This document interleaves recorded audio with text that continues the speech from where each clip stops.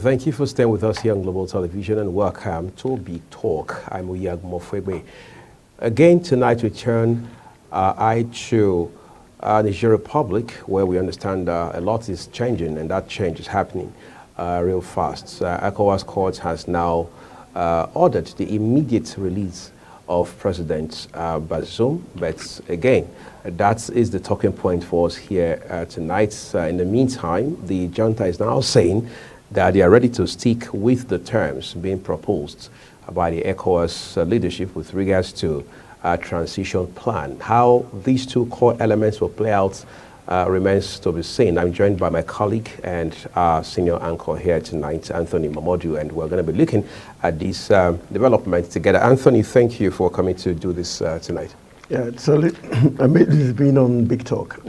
So, I mean, we're back here again in Niger Republic. Development now says that ECOWAS Court has ordered immediate release of President Bazoum. Of course, reinstatement is a different kettle of fish altogether. This is not the first time ECOWAS Court will deliver this kind of verdicts. However, what do you think makes this one different? I think it's different because now from what we got from Robert Dussey, who is the chief negotiator from mediator, beg your pardon, from Togo, he reached a truce with not just the junta, but two persons who the junta did appoint, one of them being Ali Zain as the Prime Minister of the country, and Sankare, who is the Foreign Minister. The fact that these two persons were appointed means the junta understands the need for them to have people that are not military fronting for them as a way to show their willingness to return Niger to democracy. And I think that was why specifically those two men were appointed as Prime Minister and the Foreign Minister. If you notice, those two key elements they needed. The last time we talked about the fact that they needed, because they had severed their relationship with France and Algeria, who were very key allies in terms of foreign, they needed someone to stand for them and make their negotiations, and that was why they appointed these two persons. And for these two persons, their goal is to be able to convince the junta to play ball with ECOWAS, and for them to have agreed a truce with ECOWAS to say, okay, now we're going to agree the content and the terms of returning Niger to civilian rule means that, yes, there's a way forward. And so releasing, like you rightly pointed out, yes, they might release him, but reinstating is where it's a whole different ballgame. I think that's where there's going to be issue. And that's what I know the junta will not do in a hurry, reinstating him, but rather would probably agree to release him on certain conditions. That's quite concerning now, because the two conditions ECOWAS had set out was, I mean, they were very clear from the very beginning. The first is release him unconditionally. The second is reinstate him. In the event, I mean, just in case, the junta ends up not reinstating Bazoum even after a transition or after he has been released, basically, does that not show some sort of weakness in the leadership strength or fabric of ECOWAS as a regional bloc? I think ECOWAS should be happy enough, or should settle for, it should be a compromise. Because if ECOWAS really wanted to show they've got the might and power to force it, they would have taken the option of military intervention before now. Well, initially it was mooted, but we realized 24 hours after it was mooted, lots of stakeholders, call them to caution. I was talking about the ECOWAS standby force. But last week we also heard them say, okay, there's need for them to have a standby counterterrorism force in place. And so it means the junta also know the ECOWAS is also having a rethink of that possibility. But the way it looks like, I think it would be unfair for ECOWAS to want to insist the reinstatement of Bazoum, because two allegations, one against corruption and also insecurity. These are two factors that is making them say they wanted Bazoum out. And for a government, the responsibility of any government is to provide and protect its citizens. And if Bazoum is not able to do those two things, I think the people of Niger would be okay if he's taken out of office. It's a bit dicey now, quite frankly, because while we're having this conversation here, life is not getting better, economically speaking, for Nigerians on the ground right there. And we have this coup to thank for it. I mean, come on, just before July 26, the average Nigerian had a better life compared to what they now have to experience just a few months down the line. Let's talk about the adverse impacts and all of the ramifications of this coup now, because Niger has been altered in ways that are very drastic.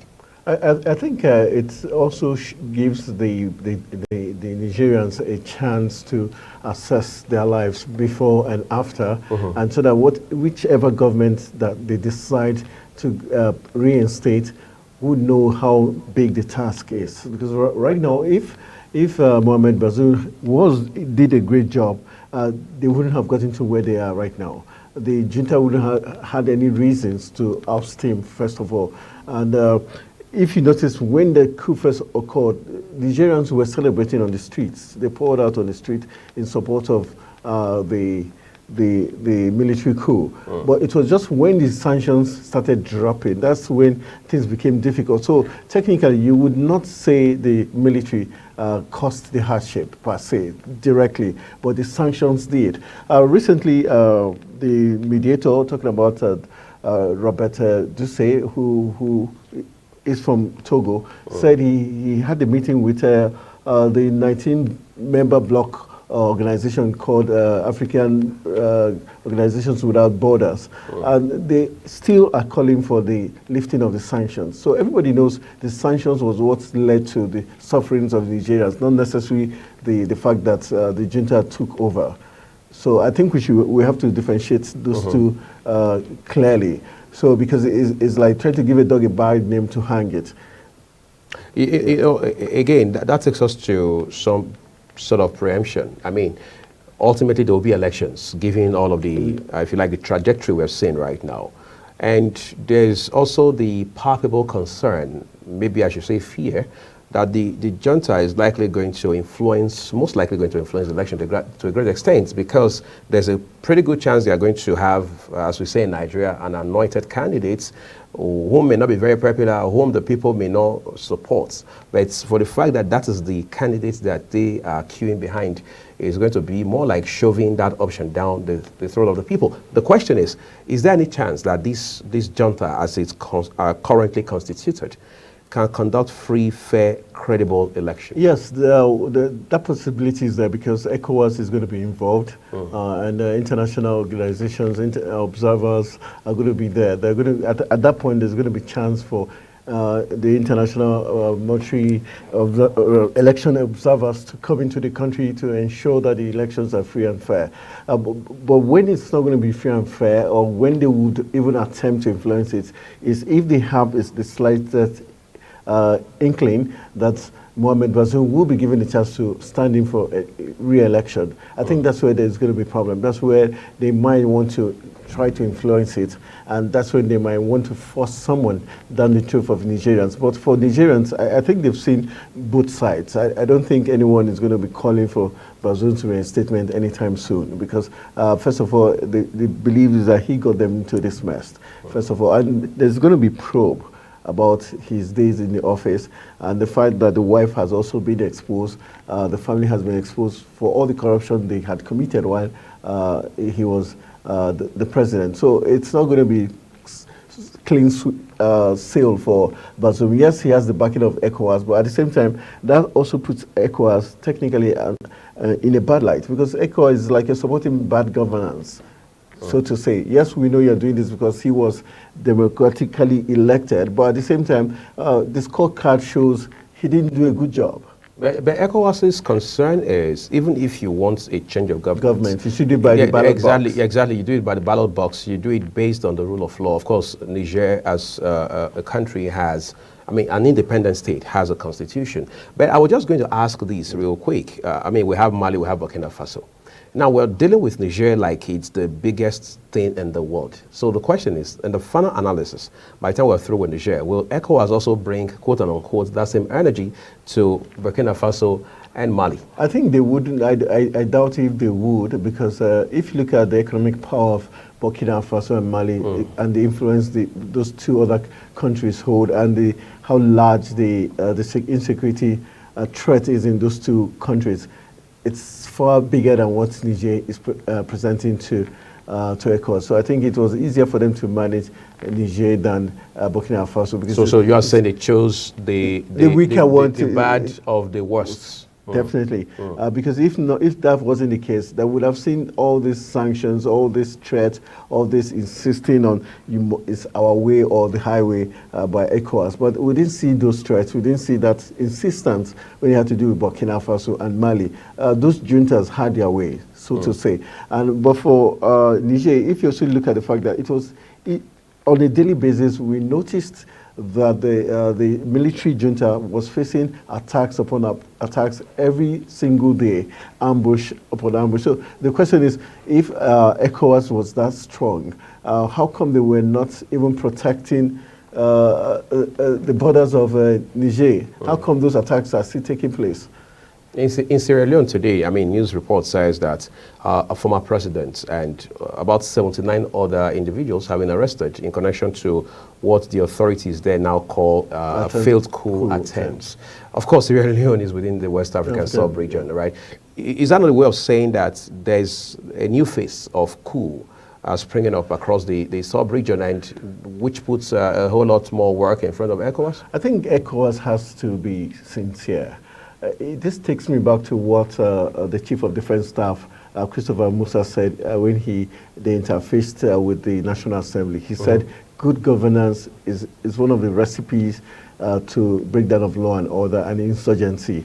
And in West Africa, if we're being sincere, yes, we've got democracy, but how did these people get into power? Were the elections free, fair, and credible? The answer is no.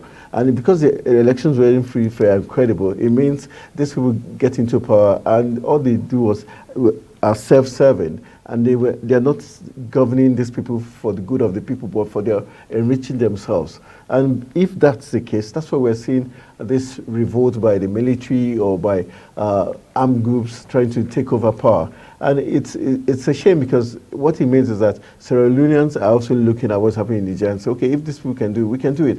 And this is not to preempt, but Nigeria is also in the West African region. Probably you say, okay, Nigeria is better placed because our democracies seem to be more better, and maybe our military, there are a lot of checks and balances for the military. It will be difficult for them to, do something like that. But that's not to say it's totally impossible, because once there's bad governance, anything is possible. So like you said, the recipe flat out is good governance. And that's as long as there's no good governance, as long as ECOWAS is not seen to promote good governance from the start, but rather try to creating multiple standards. Yes, and rather try to protect those who have come into office in a very fraudulent way, we're going to keep seeing this occur. Interesting to note. Sir Anthony Mamadou, thank you for coming on the program. Thank you. Always a pleasure. And that's where we're leaving it, everyone. Up next is News Cycle. I'm Wiag Mofwegbe. I'll see you again.